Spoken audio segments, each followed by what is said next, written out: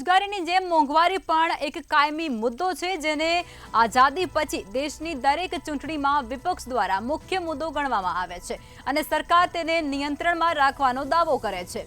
આ લોકસભા ચૂંટણીમાં પણ વિપક્ષી પાર્ટીઓ મોંઘવારીનો મુદ્દો ઉઠાવવાની કોશિશ કરી રહી છે, પરંતુ કેન્દ્ર સરકારે ડેટાના આધારે વિપક્ષના દાવાઓને ફગાવી દીધા છે। પેટ્રોલિયમ પેદાશોના ભાવમાં ઘટાડો કરી અને સરકારે સંકેત આપ્યો છે કે તે મોંઘવારી પ્રત્યે સજાગ અને સભાન છે। આ જ કારણ છે કે મોંઘવારી દર 2013 અને 14ની જેમ 9 થી 10% ન હતો, પરંતુ હવે 5.1% પર પહોંચી ગયો છે।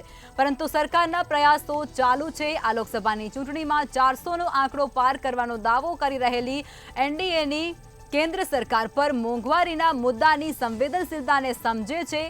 તાજેતરમાં જ 2 મોટા નિર્ણયો પણ લેવામાં આવ્યા છે, જે ચોક્કસપણે મોંઘવારી મોરચે વિપક્ષના હુમલાનો સામનો કરવા માટે લેવામાં આવેલા પગલાંમાંથી છે। પ્રથમ, પેટ્રોલ અને ડીઝલના ભાવમાં પ્રતિ લીટર 2 રૂપિયાનો ઘટાડો, ત્યારે બીજું, એલપીજી સિલિન્ડરની કિંમતમાં પણ 100 રૂપિયાનો ઘટાડો કરી દેવામાં આવ્યો છે।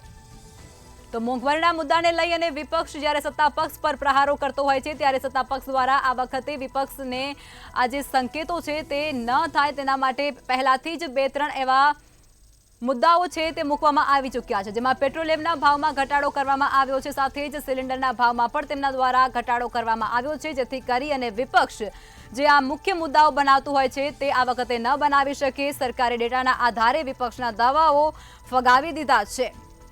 મોંઘવારી પણ એક કાયમી મુદ્દો છે, ત્યારે વિપક્ષી પાર્ટીઓ મોંઘવારીનો મુદ્દો ઉઠાવતા રહેતા હોય છે। મોંઘવારી પર વિપક્ષ સક્રિય ત્યારે થઈ છે સરકાર।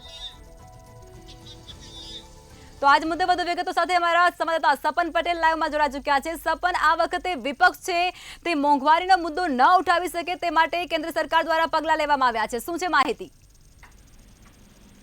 ચોક્કસ જે પ્રમાણે મોંઘવારી જે છે તે મોંઘવારીને લઈને અનેક જે સ્થાનિક લોકો છે તે લોકોને આ વિષય ખૂબ જ અઘરો રહેતો હોય છે તેમના માટે, કારણ કે બધા પ્રકારની મોંઘવારીને લઈને તમામ લોકોને જે છે તે આને ભોગવવું પડતું હોય છે। આ મોંઘવારીનો જે માર છે તે ભોગવવો પડતો હોય છે, પરંતુ જે પ્રકારે વાત કરવામાં આવે તો અત્યાર સુધી દિવસે ને દિવસે મોંઘવારી જે પ્રકારે વધી રહી છે, પરંતુ તે પ્રકારે આ લોકોની આવકમાં પણ ક્યાંક ને ક્યાંક મોટી માત્રામાં વધારો પણ નોંધવા પામ્યો છે, જેને લઈને અત્યારે મોંઘવારીની અસર એટલા હદે નથી જોવા મળતી। પરંતુ જો વાત કરવામાં આવે પૂર્વેની, તો પૂર્વ પણ મોંઘવારી દિવસે ને દિવસે વધી જ રહી હતી, ત્યારે પણ સરકારો દ્વારા અનેક વખત આ પ્રકારની રાહતો આપવામાં આવતી હતી, જેને લઈને સ્થાનિકોને મુશ્કેલીઓનો સામનો ના કરવો પડે। ત્યારે અત્યારે પણ ભારતીય જનતા પાર્ટી દ્વારા પણ આ જ પ્રકારે લોકસભા ચુનાવ પહેલા જ જે પેટ્રોલ ડીઝલના ભાવ હોય કે પછી જે પ્રમાણે બજારની અંદર અત્યારે મોંઘવારી જે ઘટાડવા માટેની જે પ્રક્રિયાઓ છે તે હાથ ધરવામાં આવી છે। જી, સામાન્ય રીતે મોંઘવારી જી, માહિતી આપી તે બદલ ધન્યવાદ।